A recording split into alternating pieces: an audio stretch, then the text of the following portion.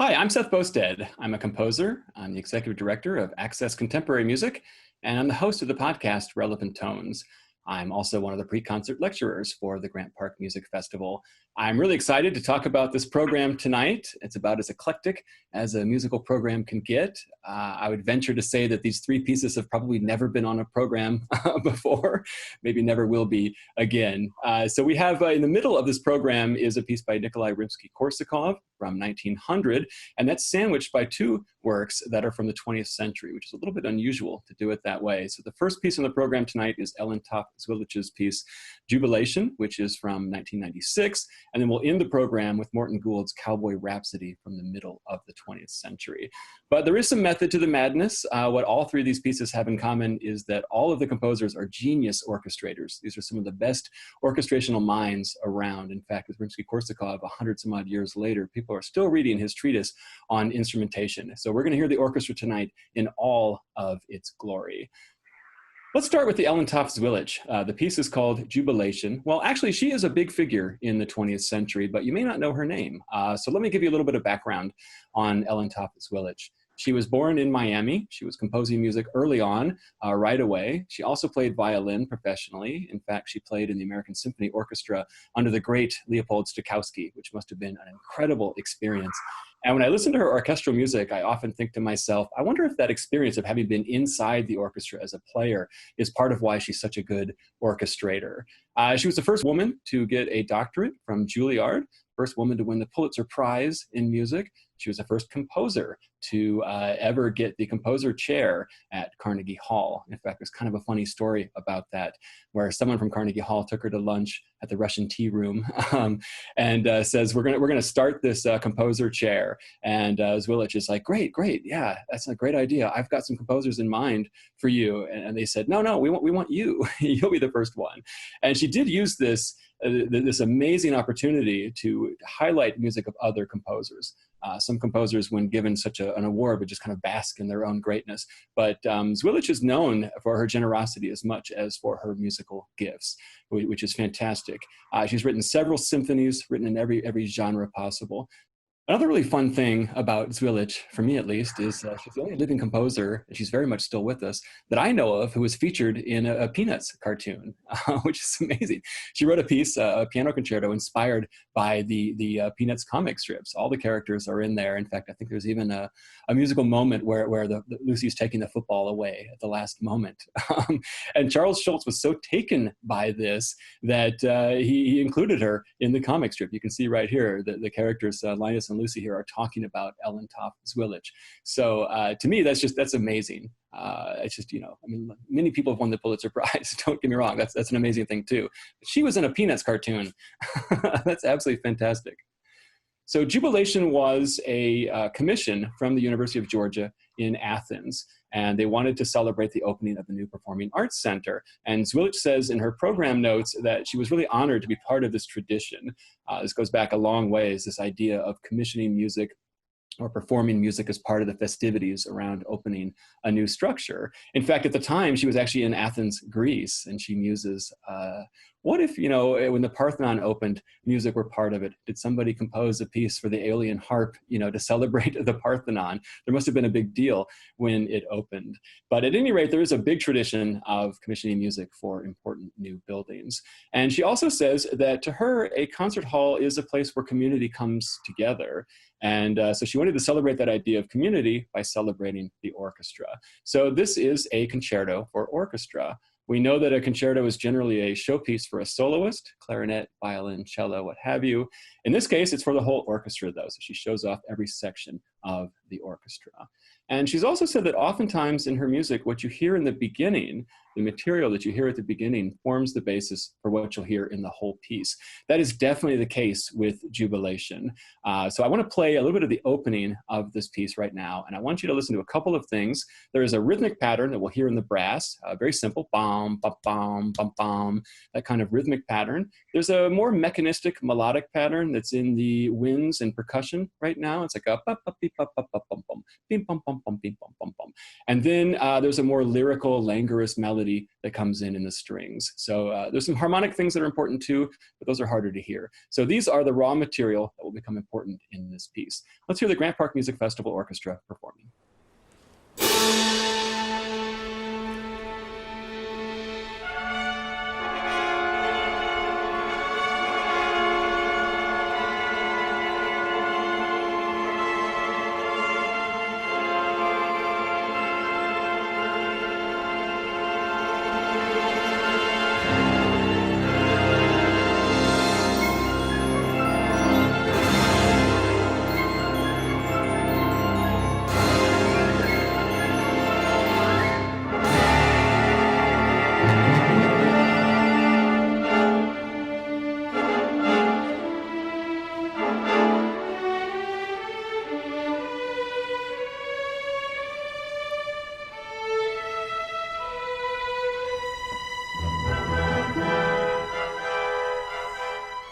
Okay, that's the opening of Jubilation by Taaffe Zwilich. So we hear these three components that form the basis of the piece. She's now going to manipulate these elements in different ways throughout the 5.5 minutes of the piece. Let's jump up a minute. This is the second minute, minute number 2 in the piece, and hear how she's using these same musical elements.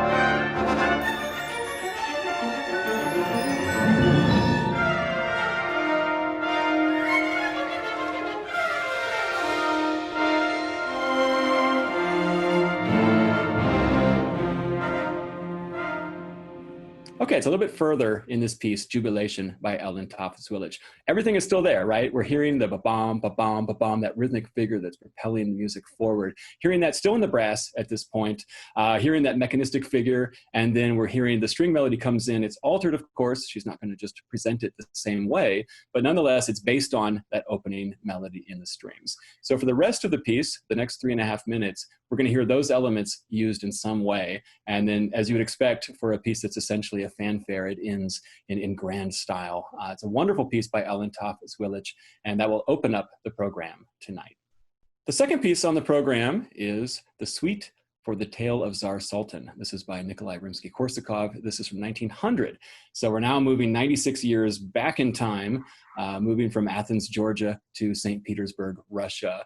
And 1900 at this time in Russia was a pretty fascinating time. Prior to this, Russians were really looking to Europe for inspiration in art, architecture, all of these things. And now they're, for the last several decades, they've been trying to Russianize everything. They're saying, we're going to use Russian influences in our work. And Rimsky-Korsakov is part of a group of composers that were called the Mighty Five, who very much wanted to Russianize music. So what are some Russian elements of music? What are they doing? They're using open fourths and fifths. It's a kind of hollow sound. To their ears, it sounded Russian. To our ears, it might sound more medieval or Renaissance-y.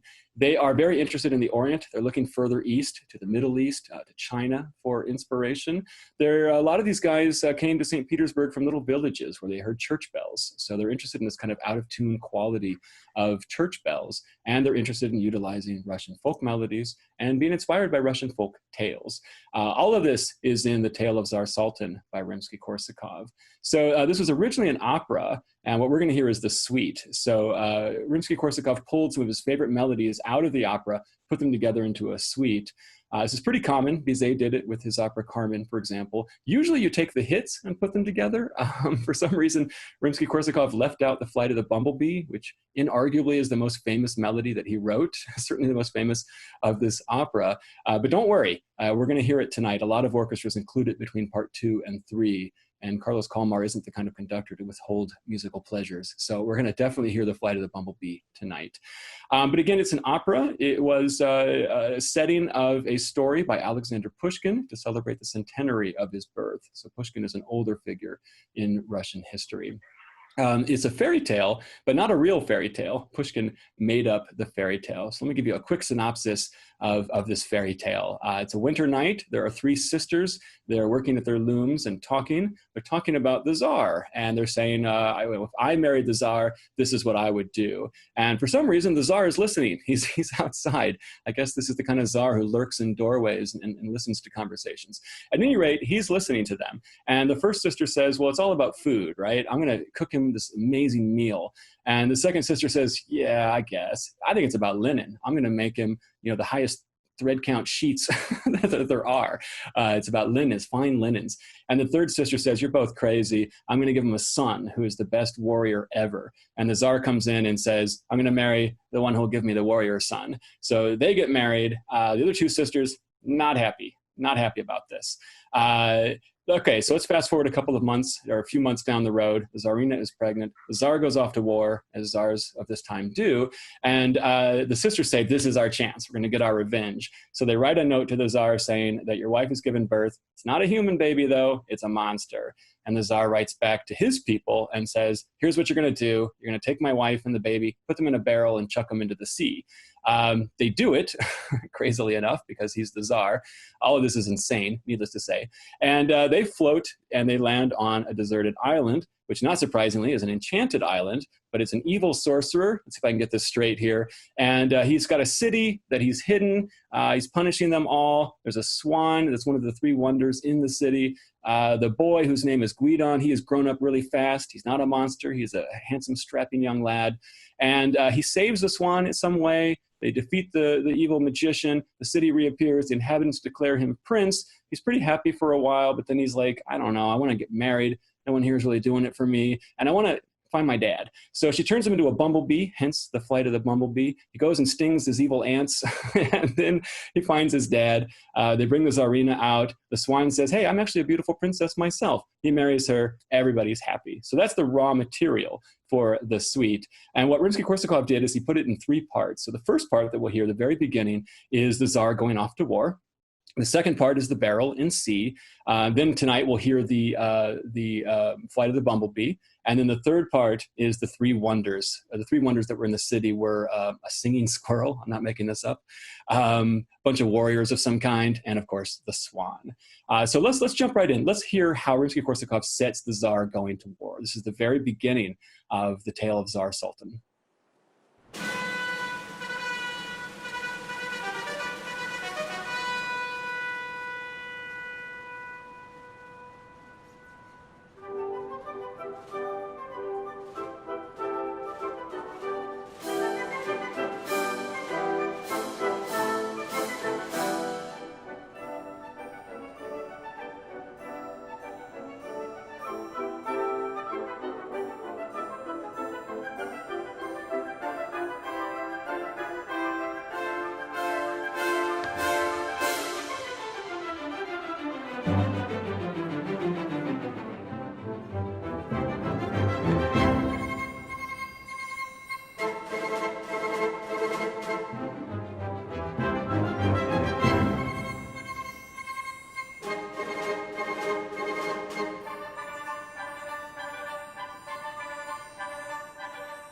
Okay, that's a bit of the opening of this piece by Rimsky-Korsakov. The Tsar is going off to war. The music is so jaunty, though, isn't it? I know if I were going to war personally, now, of course, I'm not trained in the arts of war, but I would be more nervous. This is like, it's like a Monty Python or something. It's kind of bizarre to me. I was thinking about it, though, and I was wondering, because by 1900, by the time Rimsky-Korsakov is around, people are kind of getting fed up with the Tsars, with their behavior. Prior to this, the Tsars loved to make war. War was considered the plaything of the nobility. And already by 1863, Tolstoy is skewering this in War and Peace. So I'm wondering how tongue-in-cheek this is. I think that Rimsky-Korsakov, of course, he's conjuring up Pushkin's era. And so I wonder if this is him actually saying, okay, this is, it's a fairy tale. This is the way that it was done back then. And so we're going to make it kind of more adventurous. The Tsar is going off to war, that sort of thing. Of course, we know that we're not going to take it seriously because it's a fairy tale. But at any rate, it's a very interesting setting of this idea of going to war. So let's jump into my favorite music from this piece, which is the Tsarina and the Baby in the Barrel at Sea. If you know Scheherazade, this is to me similar to some of the best music in Scheherazade. The treating of the sea is similar, a little more ominous here, and really shows off the strings in the orchestra. So let's listen to a little bit of the beginning of the second part of this piece.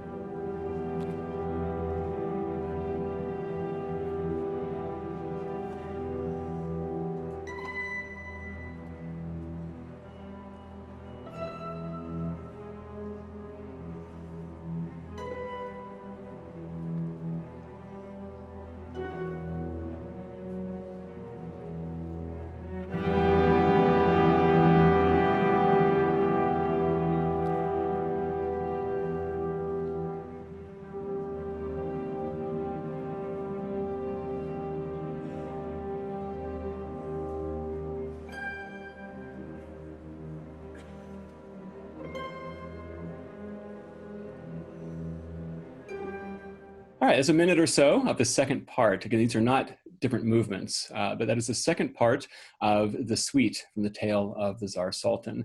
I love that music. To me, it's a little bit reminiscent of Boris Godunov, if you know the opera by Modest Mussorgsky. Certainly Rimsky-Korsakov would have known that because they were both in this Mighty Five club together, Russianizing music.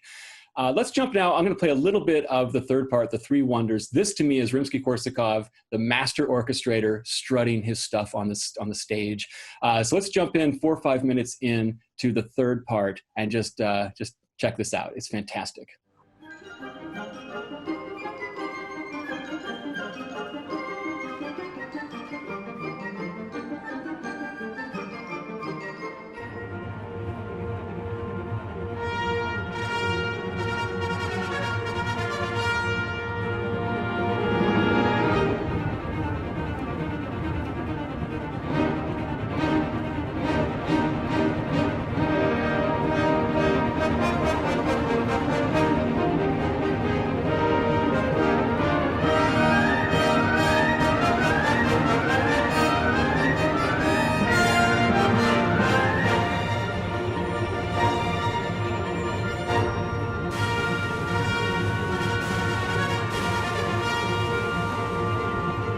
I love what Rimsky-Korsakov is doing with the strings there. You have the basses, the cellos, the violas, everybody sawing away like their lives depend on it. And then the brass, ba-da-da-da-da-da. It's just fantastic music. He's using the orchestra like his personal plaything there. It's really, really wonderful music. It's about halfway through the third part of this piece that we're going to hear, the second piece on the program tonight by Nikolai Rimsky-Korsakov. And then the third piece it's a bunch of cowboy songs. So we're going to go from St. Petersburg, this fairy tale, czars going to war, swans turning into princesses, evil magicians, all of this stuff. And we're going to go to people around the campfire eating beans. So this is Morton Gould, who is a fascinating figure in so many respects, a storied career. So many things that we think of romantically in classical music or in New York City in the 20th century, I think he was there at each of these moments in many respects. So he's born in 1913 in New York. He's a child prodigy. He's already, by the time he's a teenager, playing piano for silent films in the theaters, playing for vaudeville. When Radio City Music Hall opens up, he's one of their very first pianists.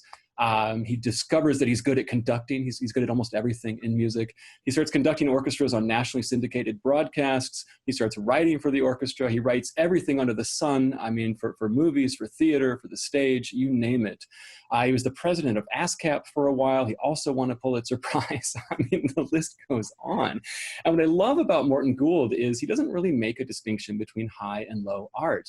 To him, I mean, writing cowboy music is every bit as valid as writing serious music for the stage. I absolutely admire that about Morton Gould. In fact, there's a moment, he also has a great sense of humor. There's a moment early on in the Cowboy Rhapsody where the woodblocks come in to represent the horse's hooves, and you'll hear the audience laugh. And I think that Gould, that was the effect that he wanted. He loves that. You rarely hear a sense of humor like that in 20th century music, if you know much about classical music. The 20th century is a more serious time. Music is getting more atonal. It's more academic. People are more interested in defending their doctorates, really, with the pieces that they're writing than titillating an audience. And Gould is just, he strides through all of this, and it doesn't affect him at all. He does whatever he wants to do, which I just find to be absolutely fascinating. So basically, the Cowboy Rhapsody is a pastiche of different cowboy songs. You'll recognize some of them: Home on the Range, Bury Me Not on the Lone Prairie, Trail to Mexico. A lot of famous tunes are in this. So the piece really kind of speaks for itself. I only want to play one moment in it for you because it's a fun moment. Generally speaking, this is a outgoing, extroverted piece, as you would expect. But there's this place, about 5, 6, 7 minutes in, where it's just pensive and very, very beautiful. And he sets it up for this beautiful setting of Home on the Range. So let's hear the Grant Park Music Festival Orchestra play this little excerpt from Cowboy Rhapsody.